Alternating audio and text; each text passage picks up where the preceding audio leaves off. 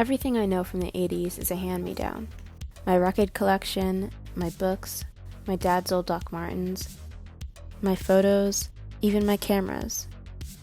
Everything is made of an impression, a memory from 30 years ago that I'll never know. I will never breathe the air of 1980 in the Bronx where rap was born. And the moment one finishes, bang, he flips the mixer. The beat goes on and on. The beat goes on, the wordsmith can go on. Now what the is the wordsmith? I'll never smell popcorn in the movie theater while watching The Empire Strikes Back on opening night. Now, the creators of the biggest smash hit of all time bring you the next episode in the Star Wars saga, The Empire Strikes Back. But I'll always have this.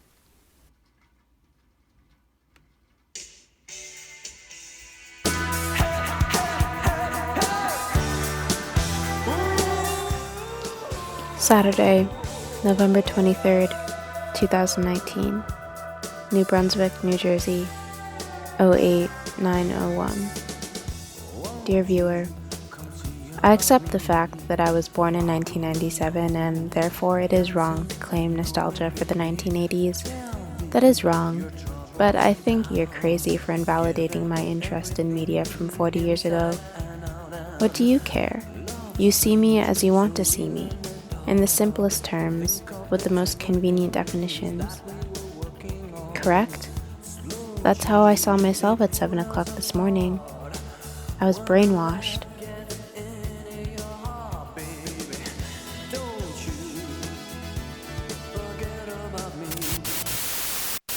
This phenomenon is called the 30-year wave, or more commonly, the Nostalgia Pendulum.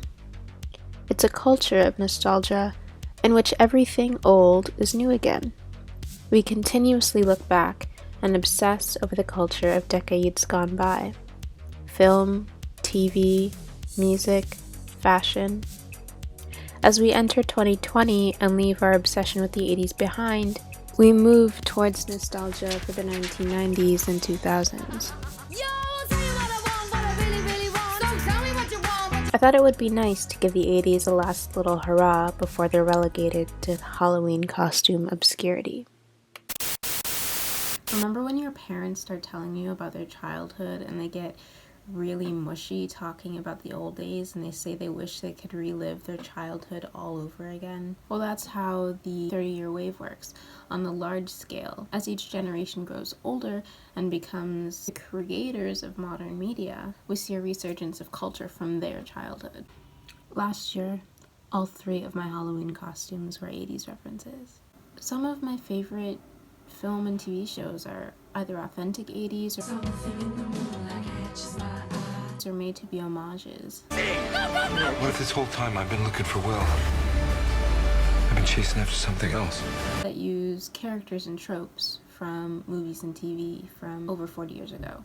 Why do you think so many movies about the 50s came out in the 80s? Dirty Dancing, Grease, Back to the Future, all of those movies were made in the 80s by directors who grew up in the 50s. The nostalgia for their childhood informs the media that they create and the media that their children consume. Sometimes, I wonder what it is about the nostalgia pendulum that's so compelling to someone who didn't grow up in the 80s. They all feel like aliens or people from a parallel universe, just like us, but a little bit different.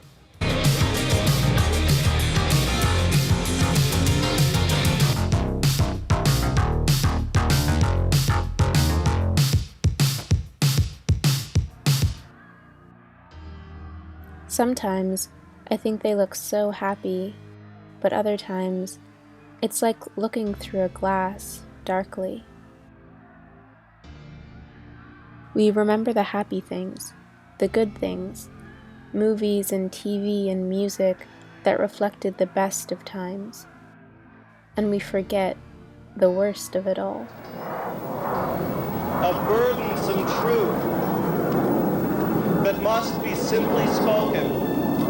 History will record that in the last quarter of the 20th century, a new and deadly virus emerged, and that the one nation on earth with the resources, knowledge, and institutions to respond to the new epidemic failed to do so.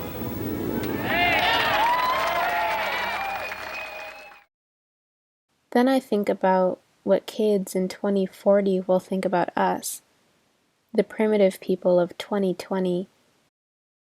Or will they only remember the good things?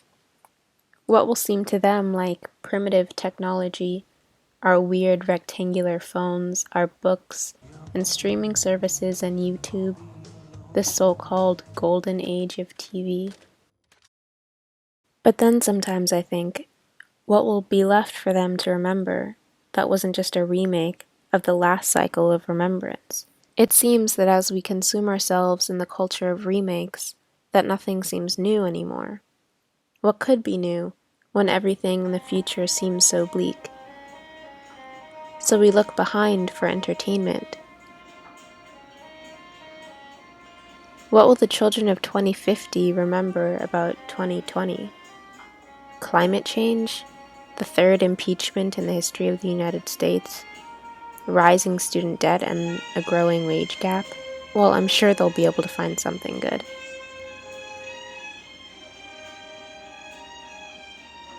But as I'm making this film, the OK Boomer controversy is looming large over social media.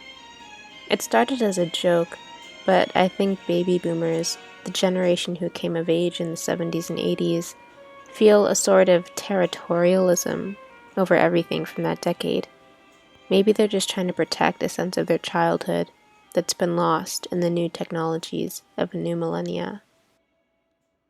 It must be easy to feel left behind when the world seems to be moving so fast and so far ahead of you.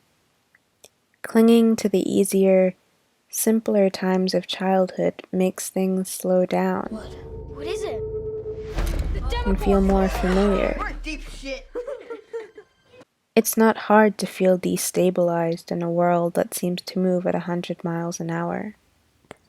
I can't blame filmmakers for wanting to relive their childhood through their art. The most important thing brought into 2019 from the 1980s is the aesthetics, an accessory to be worn, a thin layer shrouded over the politics of the 21st century. I would never choose to live in the 1980s, not even the picturesque version in movies and TV, because that's just a fairy tale. The thing about the 30-year wave is that it's a child's impression of the 1980s, an idealized, perfected version of one of the most politically strife moments in American history. We faced the AIDS epidemic, the Reagan administration, the Cold War, but where is any of that in our media, or our TV, or our fashion? No thanks. I think I'm fine right where I am.